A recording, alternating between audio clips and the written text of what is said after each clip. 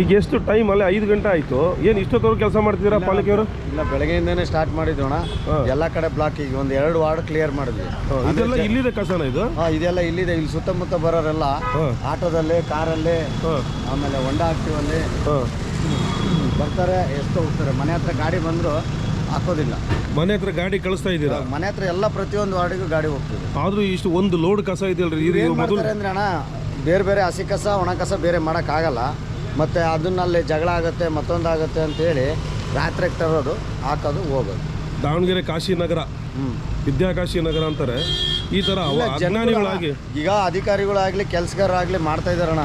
ಅವ್ರಿಗೆ ಎಷ್ಟು ಪ್ರಯತ್ನ ಪಡ್ತಾರೆ ಅಂದರೆ, ಈಗ ನೋಡ್ರಿ, ದಬ್ಬೆದಾರಾಗಲಿ ಇನ್ಸ್ಪೆಕ್ಟರ್ ಆಗಲಿ ಇನ್ನೂ ನಮ್ಮ ಜೊತೆಗೆ ಇದ್ದಾರೆ. ಆದರೆ ಬಟ್ ಏನಾಗ್ತಿದೆ ಅಂದರೆ, ಜನಗಳು ಅರ್ಥ ಮಾಡ್ಕೋಬೇಕು.